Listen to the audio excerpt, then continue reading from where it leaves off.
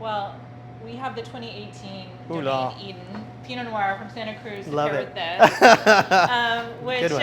I think we should actually start with you here Right. because when we were going back and forth about different wines, wine Yeah. regions, you know, we had many regions that you mentioned that are sort of old world classic Yes. regions, and Right. but you said, I love Santa Cruz. We have to have Yes. something, Yes. and particularly Right. from Mount Eden or Domaine Eden. So Sure. where did this love come from? Well, when I first started working in the, you know, in the Bay Area, dining room Ritz-Carlton San Francisco, which is unfortunately has closed, but a long tradition of fine cuisine and wonderful and awesome chefs coming through there on a cook salary. We'd go out and just kind of travel on the outskirts of where we worked, and Santa Cruz was a lovely drive away from, from the city, but also has long tradition of making such beautiful wines. I don't know if you know, but one of Chef Keller's favorite winemakers was Paul Draper, of the famous Santa Cruz winery that made Montbello and it just made me want to go there because of that, and then find out the different wines that were from there, and then also who was there first, Right. and what were the clones that they were bringing in. And they use all old world J Swan and in cuttings from Burgundy, so to speak. Right. That's legend. And Martin Ray, this was his vineyard. Yeah, I mean the people that have come through Sure. here, Right. and the history of the place. I mean, I think Santa Cruz was America's first mountain appellation in 1981, but although it dates back, obviously wine growing to 1860s Yes. in the region. But Oh. high elevation, I think it's Yeah. like just under 1,700 feet Yes. in elevation, so you get that real like cooling influence where you've got both this like California sunshine, but the Right. the cooling influence that brings the acidity. Right. And the soil composition, no? In its Absolutely. close proximity to the ocean, wasn't that? Must have been under the ocean, right?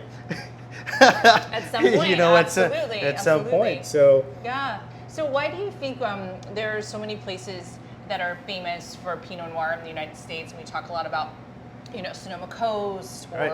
Oregon. I feel like Santa Cruz is still can be such a sort of under the radar. region. great value too as well. I think absolutely. for the fruit that's coming out of there, and the terroir is like I read one wine writer say that one of his favorite Pinot Noir regions is Santa Cruz because it tastes like no other. I love A Santa Cruz Pinot Noir tastes like it comes from Santa Cruz. I love that. Yeah. Right? You know, like a good Pomard, it comes from Right. Pomard, and it's distinctive, and they knew what they were doing when they put it over there. I especially love that because I think so often in the New World also we talk about, well, this Chardonnay from California tastes like Chablis, Yes. or this Pinot Noir from Sonoma Coast tastes like Burgundy. So I like that. No, this Santa Cruz Pinot Tastes Noir like Santa Cruz. tastes like Santa Cruz. Tastes like Santa. The crushed stones. It has the, that kind of Santa Rosa plum, and then it has a little bit of that tannin too as well, which will bring your food up too as well. If it's a little bit more elegant, this can you can translate it to being a little bit more, how do you say, feisty. I'm trying to look for the word without it saying, without it, Okay. without doing it disservice. It is lovely, and it'll be perfect with with this dish. We should try and it. you'll never miss the meat. I can guarantee you. Let me grab you a fork. There you go. I think this is so inventive and fascinating to have something that has no meat in it, but has that kind of earthiness, richness, savoriness that kind of makes you have that sort of warming, grounded feeling, but still light as well. Okay.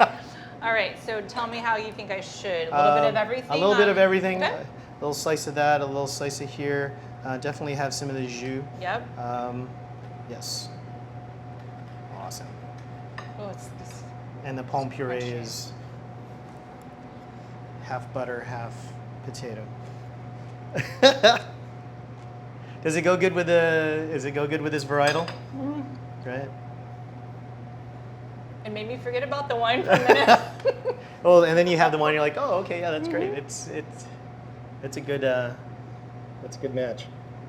It's perfect. It's perfect because it's light enough. It brings out the brightness of the vegetables, but it has that kind of savory earthiness as Right. well that kind of pair with the potato and the richness Right. of the sauce. And honestly, like I never would have guessed that there wasn't some type of animal product in Right, this. because of the viscosity, because because of the concentration, and usually you would find, how do you say, green vegetables or vegetables with chlorophyll. It kind of clashes with red wine, but because the sauce tastes like a red wine or like a reduced veal stock, it kind of brings it back and it matches, and it even complements, the otherwise uncomplimenting green vegetable. So Wow. I'm Well, glad. cheers. Cheers, ma'am. Very successful pairing. Cheers. Thank you.